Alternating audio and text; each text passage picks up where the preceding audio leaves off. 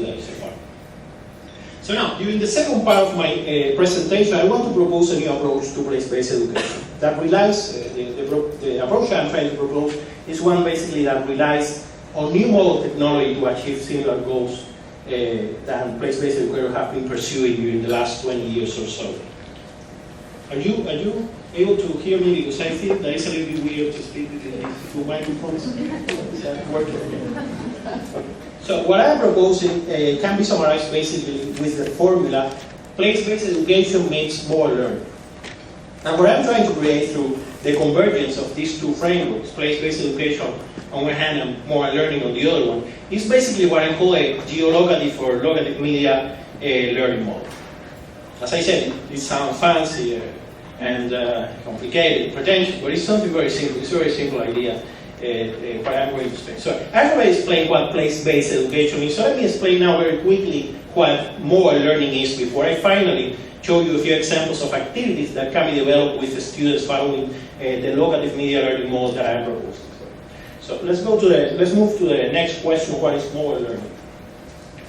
I previously said that place-based education is learning through the exploration of natural and cultural resources available at the local level. More learning, on the other hand, is not directly defined by the location where the teaching experience is taking place, but by the technological framework that we use to teach students. More learning is basically learning, and this is a very simple definition when compared to place-based education, with the idea that is way more sophisticated. More learning is basically the use of handheld devices such as smartphone, tablets, augmented reality glasses. I don't know if you are aware that that's coming up. That's going to be the next generation of mobile devices and any sort of wearable computer devices or any technology of the sort. So now, when it comes to more learning and the way this can be applied to foreign language instruction, and what I'm going to do now is to try to narrow the scope of my discussion to foreign language instruction more specifically.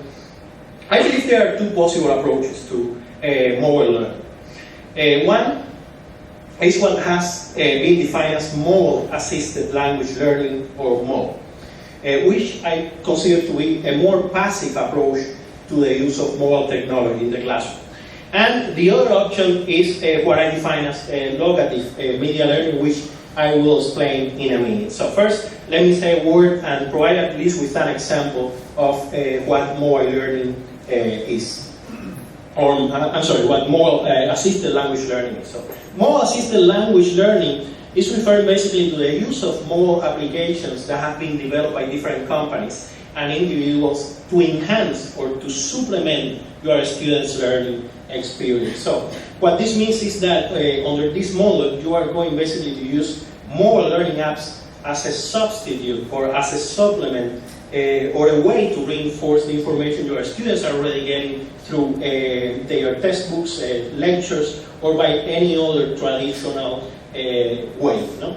So mobile learning proponents basically believe this is a very effective way to increase academic achievement and improve students' learning outcomes. And basically this assumption that this should improve student learning outcomes is based on this idea, no? The idea that when you use mobile technology to teach or to deliver content to the students, the ubiquitous nature of this technology, and that's basically the fact that people carry their cell phone with them at all times, is somehow transferred to the learning process, which, at least in theory, should allow you to create more opportunities for your students to practice what they are learning in the classroom.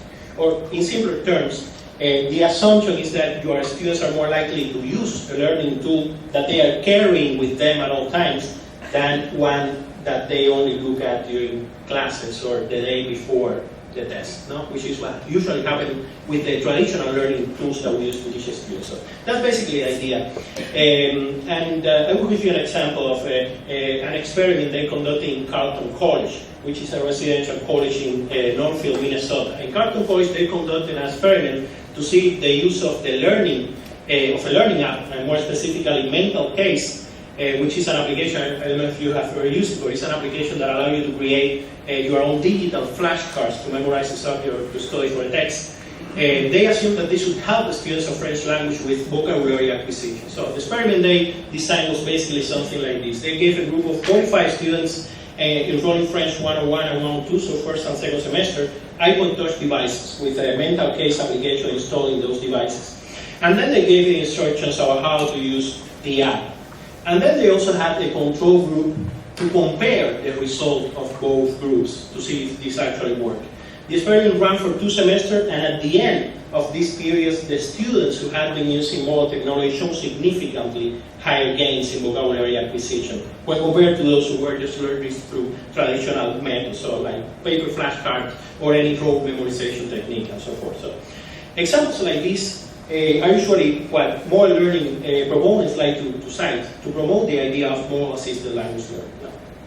The second model of mobile learning, which is basically the one I propose and I consider to be more interesting and compelling, is not about the use of commercially available apps to enhance the student learning process, but it's about giving the student the tools and the training they need to create their own apps. That's what I'm after here, getting the students to become app developers in the foreign language classroom. And in this model, students are not supposed to be mere consumers of information, but the producers of the information that they want to consume. So the idea that I am trying to introduce here was probably originated at University of Wisconsin, Madison, where a team of researchers and developers have been working on this idea since 2007 or 2009, so or 2008, I mean basically after the first iPhone was released. And they developed this open source platform to facilitate the design of place-based applications and place-based games by users. So this platform I'm referring to is called ARIS, which stands for Augmented Reality and Interactive Storytelling. And since its introduction, ARIS has been used by many different teachers, scholars, and in collaboration with the students, not only here in the US, but also in Spain, for instance, to design many different place-based applications with an emphasis on different fields as they relate to history, not only foreign language, although the first application they developed was in a Spanish class, by the way. So ARIS can be used to create place-based apps to teach and learn about the local history, as an example, and going back to the idea of place-based education, or creating experiences a sense of place through learning about the location where they live. It can be used to develop city tours or campus tours, which is something I did with my students in a class I taught last semester, and I will be showing you basically the app that we developed. And it can be used to geolocate basically any cultural or social content or scientific content. Whatever you want to geotag or geolocate, you can use ARIS, and it's very easy to use for that purpose. So I want to show you now, finally, a few examples of place-based apps that can be developed with ARIS by teachers and students working in a collaborative way.